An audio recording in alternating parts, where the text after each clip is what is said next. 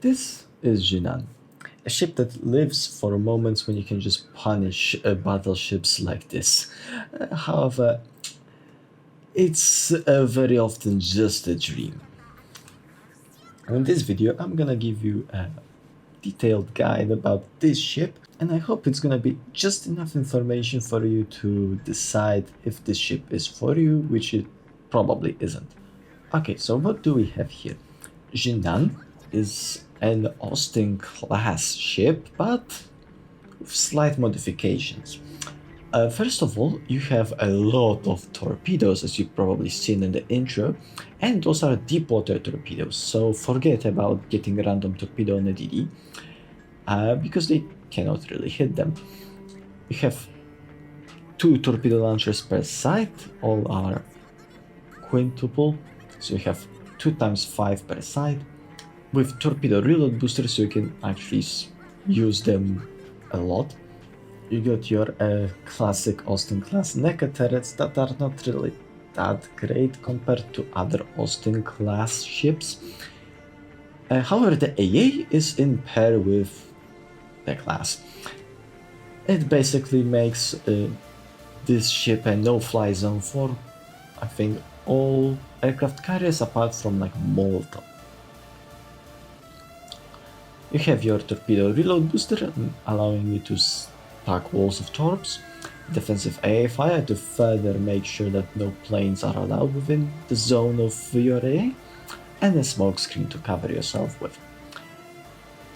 The ASMW is a DD1, so yeah, you're not gonna really deal with submarines. In terms of armor, we have no armor. We don't really even have HP. So yeah, basically this ship dies from basically anything that opens its gun at it. Honestly, it can be anything, ranging from a battleship to a destroyer to a fly sneezing.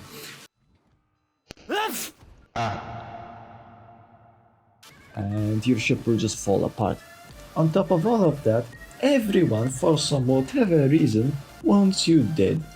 And that is a fact that we kinda want to exploit to our advantage more further into the video.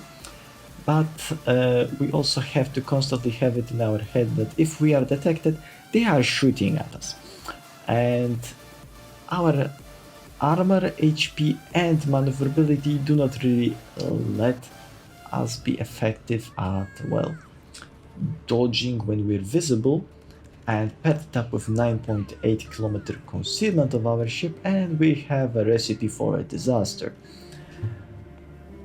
And the upgrades.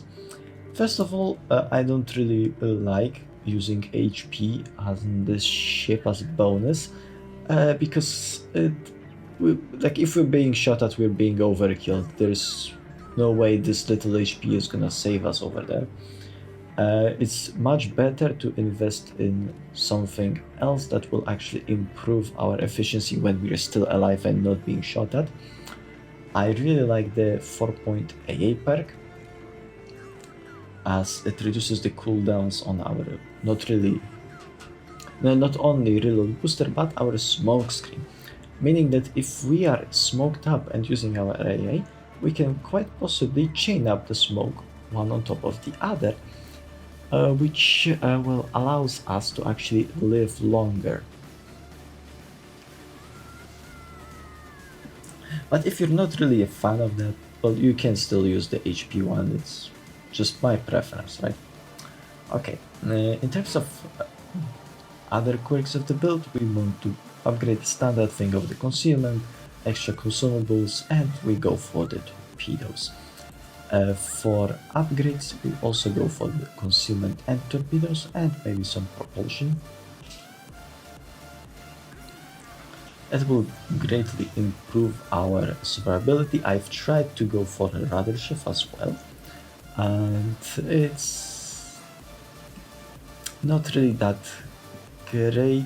It is better than acceleration module exclusively when you're the one being pushed at and kiting, So when you're in advantage, but very often you're not gonna find yourself in that advantage. So yeah, I've done some testing, go for the propulsion. It's more consistent for randoms. Okay, so how do we exactly play Jinan? Well, Jinan has basically two scenarios that can be played. And first of all, we're gonna analyze the perfect possible scenario for Jinan. And it will be that enemy is winning the flank and is trying to push towards us. Hopefully they're also gonna have enemy CV trying to focus this flank as well.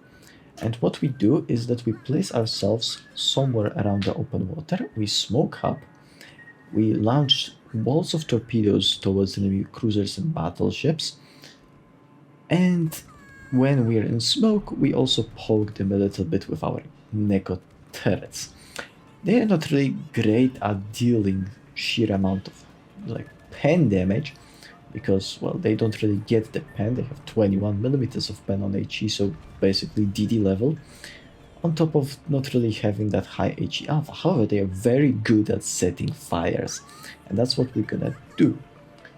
Small trick with the smoke screen, since it's a Pan-Asian smoke screen, it has very long duration of the consumable, meaning that we can actually like move on 1/4 speed and still be engulfed in smoke screen, meaning that you're mobile in your smoke screen and you don't need to completely stop, making so that blind fire is harder on you, and it's also much difficult for enemy DDs to actually torp you. This will also allow us to be completely safe from enemy CV, as long as those are not the dive bombers dropping from above when you are firing, because well, CVs can see the shell tracers from above very well, and if you're firing, you're basically just giving him your position so he can blind drop you. So when the CV is directly above you, stop firing for a bit, wait for the planes to pass, and then continue on your way.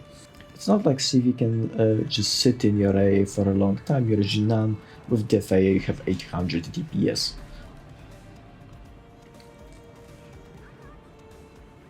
And when you run out of smoke screen, you just wait, spam torps, and repeat. That's the ideal scenario for you. You don't like to be pushing, and that is the second scenario. And the second scenario for Jinan is that enemies do not really want to push and prefer to sit in spawn. We see a lot of this happening these days. I don't know what happened to balls of people, but well, as a Jinan you cannot really push, and making aggressive plays in a ship that's made out of paper, and yeah, it's not really a great idea. You're just gonna get yourself killed. What you can kinda do is try to get on around the objective part and just secure it. Yeah, I know it sounds boring, but that's basically it. You cannot really make aggressive pushes unless you're like pushing into a lone aircraft carrier, as running away enemies with your torpedoes, it's really difficult. Like, you need to have a really specific scenario for that to work out, or you need to be me.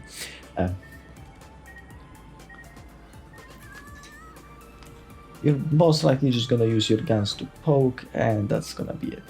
It's not really gonna be your shiny game.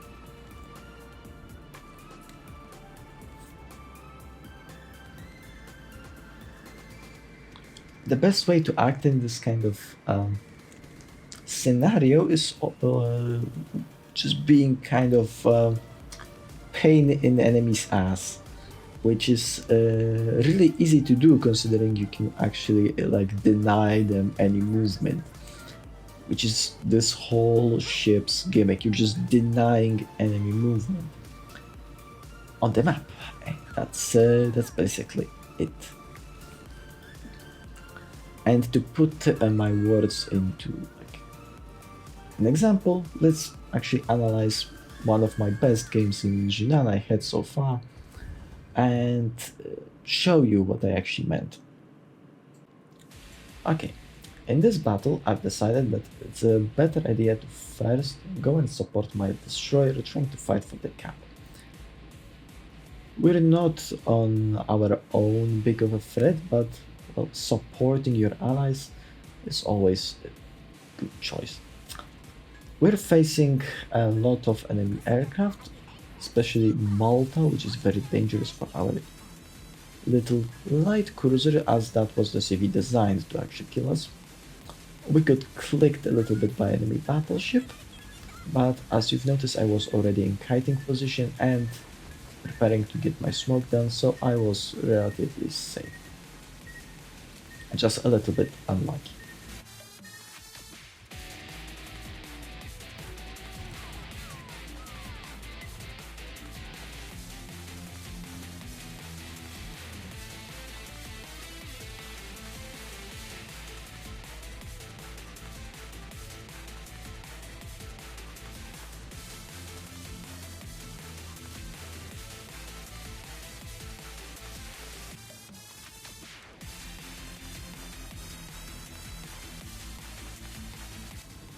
And since I cannot really move from this position without being detected or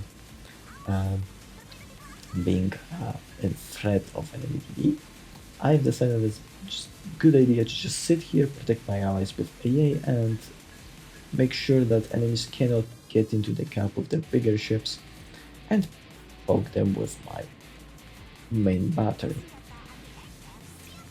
Notice how I'm constantly moving and not just sitting stationary farming. As you see, enemy Dutch cruiser cannot really get good drops on my allies as I'm present and shooting down a lot of his planes. Like, I got Def AA expert so early in this game.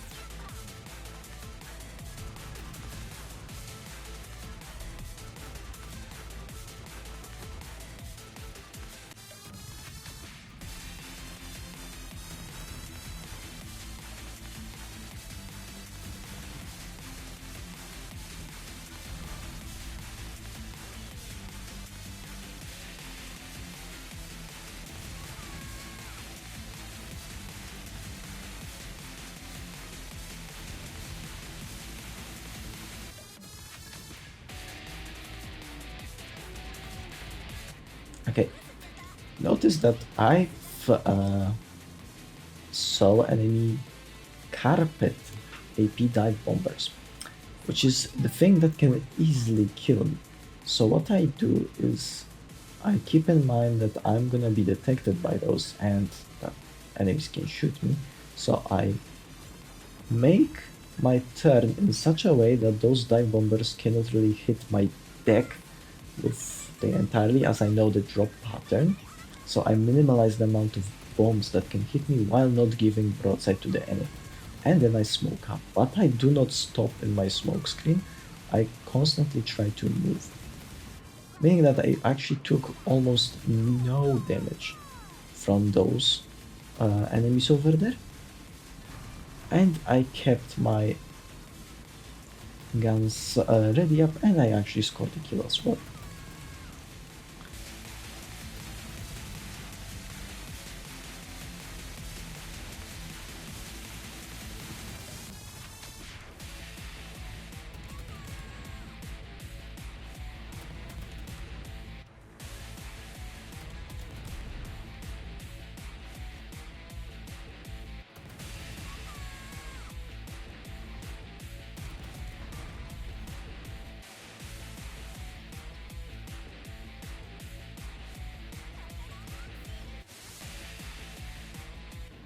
Well, after there is just one enemy left alive, I decided to do what any DD player would do, is actually just go in and try to stealth torp him.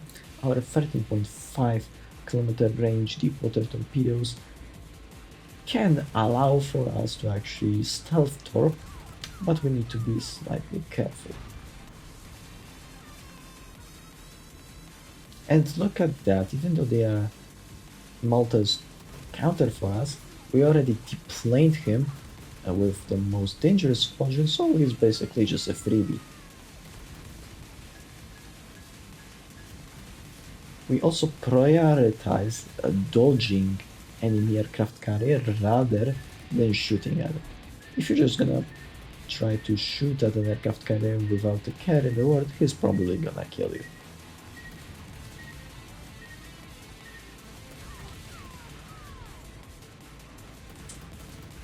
I wish I had just one more plane kill to have a very fun number, but well.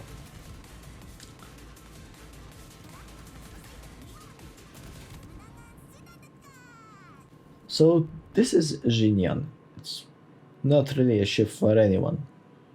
It's not really even a good ship, but it is funny to play it from time to time.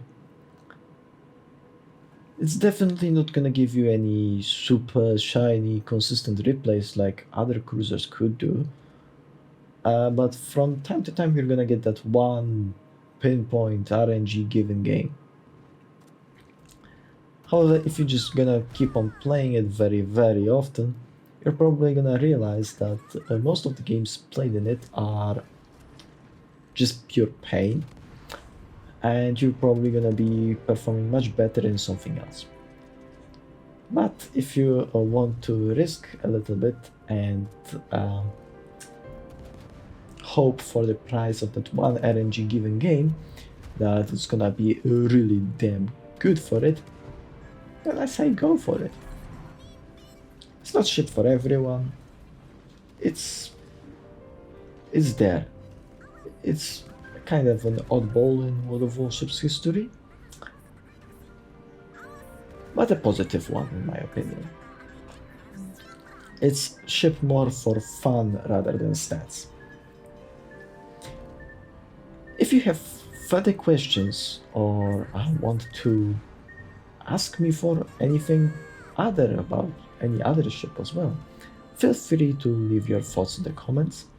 I'm always trying to help you guys in the comment section, and if you like this video, consider maybe subscribing to the channel. It's been Senpai Silent. See you next time.